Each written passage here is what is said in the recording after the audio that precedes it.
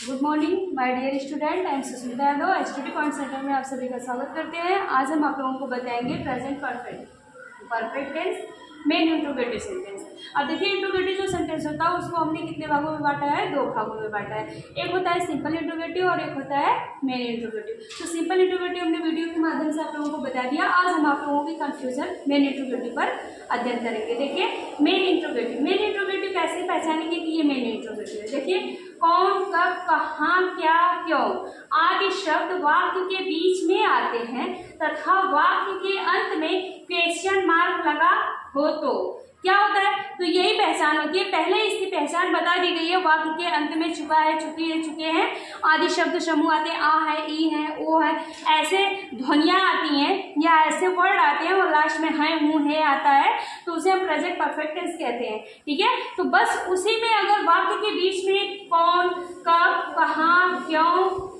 क्या, क्यों आदि शब्द वाक्य के बीच में आते हैं तो वाक्य के अंत में क्वेश्चन मार्क लगा होता है, तो उसे हम क्या कहते हैं? मेन इंट्रोगेटिव सेंटेंस कहते हैं। तो इसका नियम क्या? देखिए, नियम ही, शी और नेम या कर्ता एक वचन के साथ हेल्पिंग वर्ब हैज तथा मेन वर्ब की थर्ड फॉर्म लगती है। और नियम 2 देख लीजिए, आई भी यू दे कर्ता बहुवचन के साथ हेल्पिंग वर्ब हैव लगता है हेल्पिंग वर्ब के रूप में और मेन वर्ब की थर्ड फॉर्म लगती है।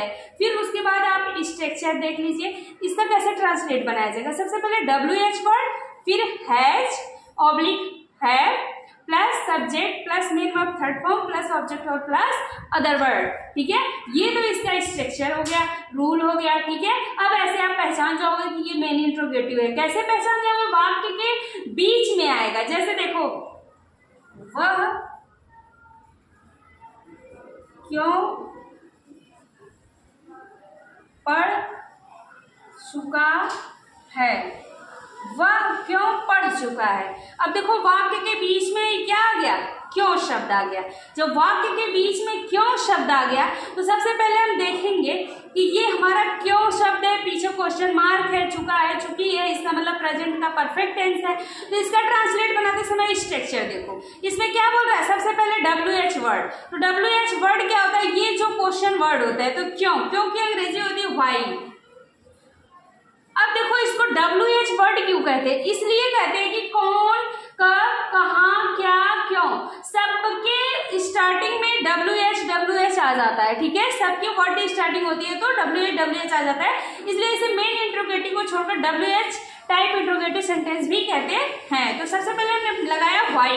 फिर अब हम कह रहे हैं कि हमारे स्ट्रक्चर में बताया गया कि हैज या हैव लगेगा। हैज या हैव कैसे लगेगा? अकॉर्डिंग टू सब्जेक्ट लगेगा।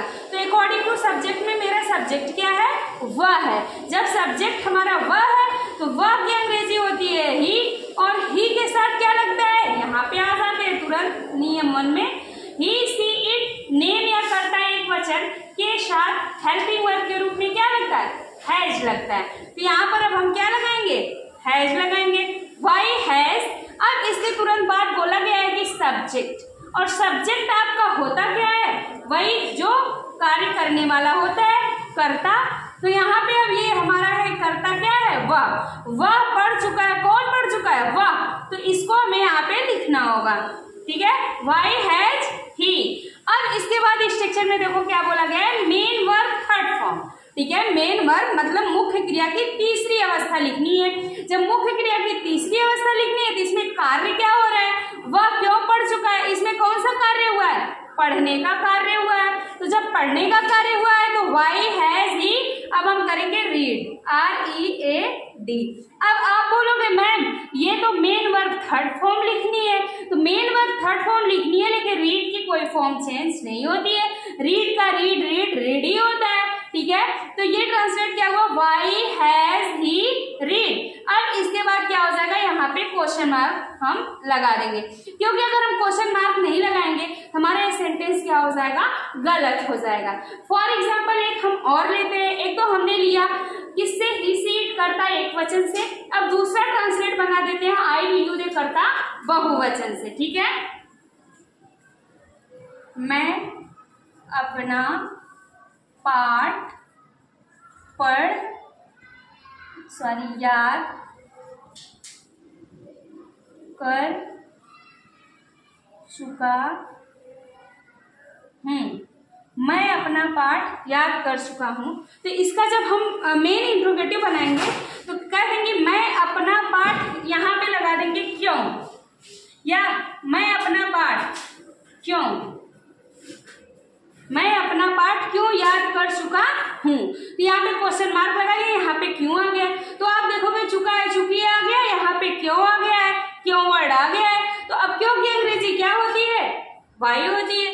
सबसे पहले करेंगे वाई, फिर अब उसके बाद हमने कहा है स्ट्रक्चर में बताया कि हैव या हैज लगेगा, लेकिन कैसे लगेगा, अकॉर्डिंग टू सब्जेक्ट लगेगा। सब्जेक्ट मेरा आई है, आई हमारा देख लो यहाँ पे स्ट्रक्चर में आई वी यू दे करता बहुवचन, ठीक है। तो आई के साथ क्या लगेगा, हैव लगेगा, कर देंगे हैव, आई हैव। अब उसके बाद हमें लिखना है सब्जेक्ट, हम लिखेंगे आई हैव आई, ठीक है। क्या हो गया है, याद कर चुका है, LEARNT लर्न, ठीक है। I have I learn. अब आई के साथ अपना के लिए क्या लगता है, माई लगता है, my, I have learn my lesson. यहाँ पे क्वेश्चन मार्क लग गया, ये सेंटेंस आपका कंप्लीट हो गया। और अपना के लिए किसी भी सेंटेंस में क्या लगता है, किस सब्जेक्ट के साथ क्या लगता है, ये हम आप लोगों को वीडियो के माध्यम से बता चुके हैं, ठीक है। ये आई होप आप लोगों को ये टेंस समझ में आ गया होगा। Thank you so very much watching my video.